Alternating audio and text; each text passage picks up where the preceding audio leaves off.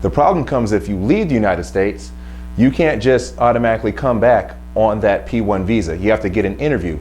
And so what I think happened was he went to London and didn't really think about that he needed to get an interview to come back on that P visa. Because if he came back without getting that applied to his passport, he wouldn't have any work authorization when he came back, and it would be illegal for the Giants to keep paying him a salary while he's not on that P-1 visa status.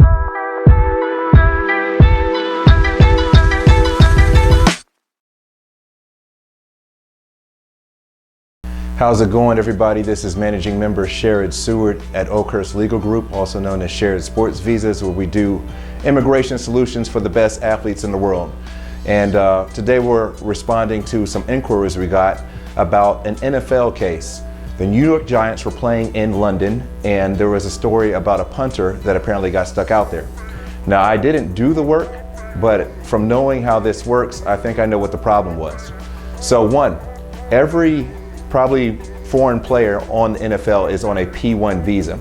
And usually what happens is somebody's already here on a visitor visa and they change from that visitor visa to the work visa, which is usually called a P-1. Now, you know, most games are played in the United States, so usually during the season, somebody stays in the United States, there's no problem.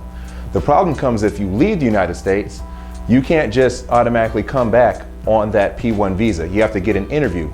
And so what I think happened was he went to London and didn't really think about that he needed to get an interview to come back on that P visa.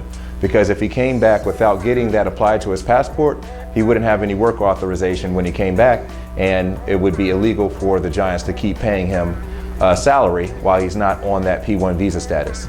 And so we're actually in a similar situation with one of our clients. A couple weeks ago, we did maybe the first P-1 visa for an NFL player that's actually placed with his agent. It's not with the team. So Tavon Campbell, he was with the Chargers and he got waived while he was on injury. So in the meantime, we got him a visa through his agency that allows him to play for any team for the next 3 years. Now, he ended up getting picked up right away by the Raiders, who put him on the practice squad. But then later in the week, he gets signed by the Jaguars. Now, what's the problem? The Jaguars happen to be the next team they're getting ready to play in London, right? So generally what we would do is, as soon as we know that, we would go right ahead to London and set an interview for him to go to the consulate on that Monday or Tuesday after the game. It depends when the team is flying back. And the reason we do that is so that there's no wait time. So as soon as he gets done on Sunday, he can get his package prepared to go to the consulate, put his passport down, and he'll probably have to wait a good maybe 4 to 5 days to get his passport returned to him if he wants to do it that way while he's in London. The problem is he wouldn't be able to practice with the team who's probably leaving right away. So one thing that helps us out in this situation, he's Canadian. And this is only something that applies to Canadians. Most of the times for P-1 visas, Canadians do not have to go to an interview. They can simply take their approval notice to the port of entry, which is usually an airport, which we prefer over a land crossing. They pay about $385 and they're good to go.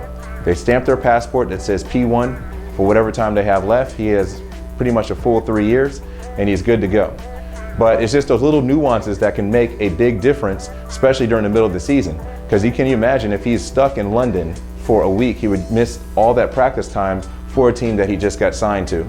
So it might be the case that he's not signed to the active roster this time because they might deem it too complicated for him to travel and get back. But the way, again, we would fix it is he would go to London, he wouldn't return with the team to the United States. Instead, he would be routed to Canada, where he would go with this approval notice to the consulate, get it stamped with the P-1 visa, and then come back to the United States, and he won't have this problem again for about 3 years. And that's how we do it.